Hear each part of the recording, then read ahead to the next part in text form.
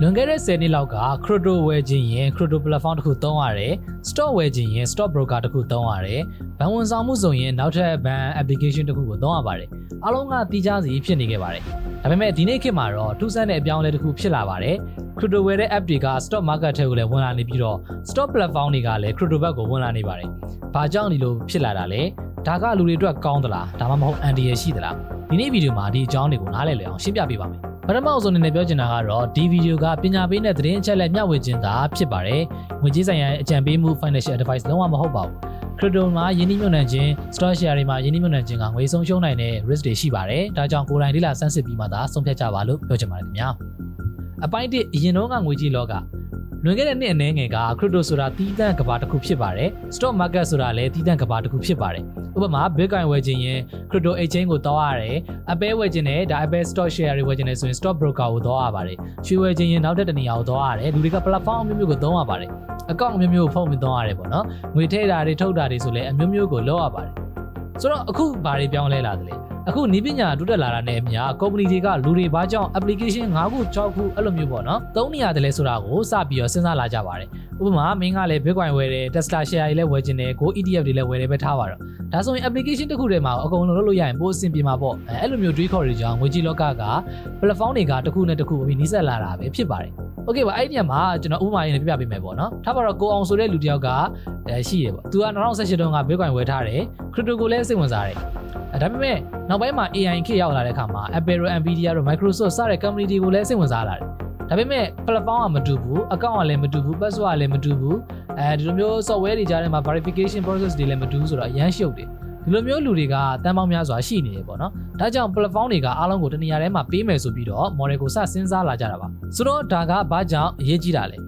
ဒီအချက်ကနည်းပညာအရာစိတ်ဝင်စားဖို့အရန်ကောင်းပါတယ်ဘာလို့လဲဆိုတော့လူတွေက access တစ်မျိုးထဲမှာယင်းနှိမ့်မြုပ်နှံတာနည်းလာတယ်crypto stock ETFs gold AI company စတာတွေကိုရောပြီးတော့ကြည့်လာကြပါတယ်ယင်းနှိမ့်မြုပ်နှံမှုပုံစံပြောင်းလာတာကိုပြသနေတာပဲဖြစ်ပါတယ်နောက်တစ်ပိုင်းမှာတော့ ETFs ဆိုတာဘာလဲဆိုတာကိုပြပြပေးပါမယ်ဒီနေရာမှာ ETF ဆိုတာကိုအတူတူရှင်းပြပေးပါမယ် ETF ဆိုတာက share တစ်ခုတည်းမဟုတ်ဘဲနဲ့အစုလိုက်ပြုံလိုက်ပါဝင်တဲ့ basket တစ်ခုလိုပါပဲဥပမာ AI ETF ဆိုရင် AI နဲ့ဆိုင်တဲ့ company အများကြီးပါနိုင်တယ် technology ETF ဆိုရင်လည်းနည်းပညာ company တွေအများကြီးပါဝင်နိုင်တယ်ဒါကြောင့်လူတစ်ယောက်က company တစ်ခုတည်းကိုရွေးချယ်ခြင်းမှုဆိုရင် ETF ကိုရွေးလေ့ရှိကြပါတယ်ဒါအခုဆိုရင် Binance က crypto နဲ့ stock market ကို platform တစ်ခုထဲမှာချိတ်ဆက်ပေးဖို့ကြိုးစားနေပါတယ်ဒါဟာ Binance အတွက် feature တစ်ခုလည်းဖြစ်တယ်လို့ industry တစ်ခုလုံးအတွက်ဘယ်ကိုသွားနေတယ်လဲဆိုတာပြသနေပါတယ်ဒါကြောင့်အခုဆိုရင်ဒီလိုမျိုးplatform တစ်ခုထဲမှာဒါအကုန်လုံး trade လုပ်တတ်မယ်ဆိုရင်လည်းဒါ Binance မှာအကုန်လုံးလုပ်လို့ရနေပြီဖြစ်ပါတယ် crypto လား stock လားရွှေဒါအကုန်လုံးကိုဒါ trade လုပ်လို့ရနေပြီပဲဖြစ်ပါတယ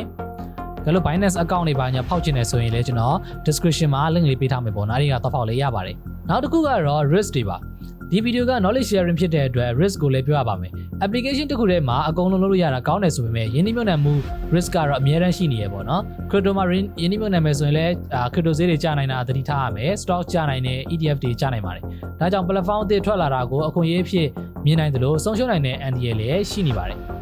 ဆိုတော့ဒီအပြောင်းလဲကဘာကိုပြသနေတယ်လဲကျွန်တော်ထင်တာကတော့ဒီသတင်းရဲ့အရေးကြီးဆုံးအချက်က crypto platform တစ်ခုက stock market ဘက်ကိုခြေလှမ်းတာမဟုတ်ပါဘူးငွေကြေးလောကတစ်ခုလုံးပေါင်းစည်းလာနေတယ်ဆိုတာကိုပြသနေရပါအနာဂတ်မှာ crypto stock ETF gold AI asset စတာအားလုံးကိုပေါ့နော် application တစ်ခုတည်းကနေပြီးတော့စီမံနိုင်မဲ့ခေတ်ကိုရောက်လာနိုင်ပါတယ်ဒီနေရာမှာ Binance က event လေးတစ်ခုတောင်လုပ်ပြီးတော့သူတို့ကဂုဏ်ပြုနေနေပေါ့နော်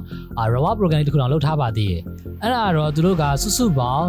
10 million USDC ထိကို reward ပို့ပေးထားပြီးတော့ဒါ event တစ်ခုလုပ်ထားတာပါအဲ့ဒါတော့ new user တွေအနေနဲ့သူတို့ Binance account ဖွင့်ပြီးတော့ပထမဆုံး stock ဒါမှမဟုတ် ETF ကို trade လုပ်ရပါမယ်သတ်မှတ်ထားတဲ့ trading volume ပြည့်ရမယ်ပြည့်သွားပြီဆိုရင်သူတို့ reward ရမှာပဲဖြစ်ပါတယ်သူတို့သတ်မှတ်ထားတဲ့ trading volume ကတော့$200လို့သတ်မှတ်ထားတယ်ပေါ့နော်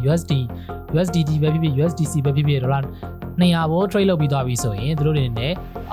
eligible ဖြစ်သွားပြီပေါ့နော်သူတို့တွေနဲ့ price pool ရမှာပဲဖြစ်ပါတယ်ဒါဆိုရင်မိတ်ဆွေကရောအနာဂတ်မှာ application တစ်ခုတည်းနဲ့ crypto ရော stock ရော ETF ရောအားလုံးဝယ်ရောက်နိုင်တဲ့အခေတ်ကိုသဘောကျလား comment မှာရေးတော့ခဲ့လို့ရပါတယ်ဒီနေ့ဗီဒီယိုလေးကတော့လောက်ပါပဲနည်းပညာနဲ့ crypto တွေအကြောင်းကိုသိချင်တယ်ဆိုရင်ကျွန်တော် channel လေးကို subscribe လုပ်ထားလို့ရပါတယ်နောက်တဲ့ဗီဒီယိုမှာပြန်တွေ့ပါမယ်အားလုံးပဲ bye bye ပါ